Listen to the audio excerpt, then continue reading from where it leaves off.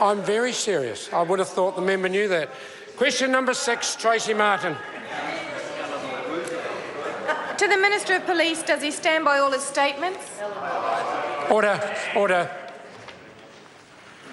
Did the question get heard by the... Yes, I heard the question. The Honourable Michael Woodhouse. Mr Speaker, yes. Supplementary question, Tracey Martin. To the Minister, does he stand by his statement in the Hansard that the police and other social agencies have worked very hard to ensure that there will not be a repeat of this with reference to the Roastbusters case? The Honourable Michael Woodhouse. Yes. Supplementary question, Tracey Martin. To the Minister, does he stand by his statement in the Hansard that I am confident, hopeful and optimistic that this does not reveal a culture of ambivalence towards the complainants? The Honourable Michael Woodhouse. Yes. Supplementary question, Tracey Martin. To the Minister, has he, in recent meetings with the Police Commissioner, inquired if the law on intimate covert filming was considered in the recent case of young men taking photos of unconscious young girls where they dangled their penises over the girls' faces? The Honourable Michael Woodhouse. Well, Mr Speaker, as the member is probably aware, by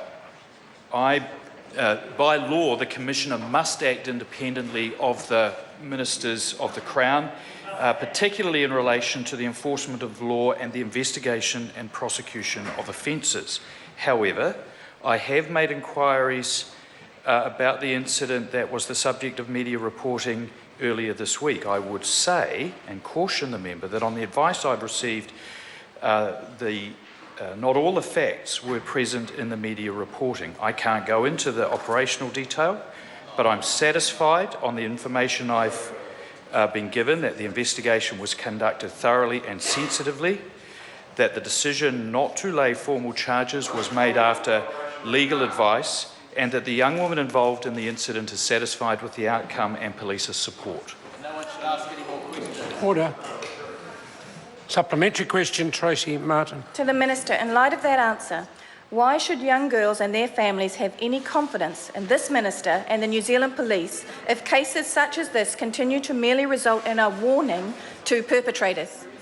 The Honourable Michael Woodhouse. Well, Mr Speaker, it's not for me to judge the utility of the warning, as the member suggests. My role is to make sure that police activities such that the public can have confidence in the quality of the investigations, and the feedback that the young woman involved gives is a very good barometer of that.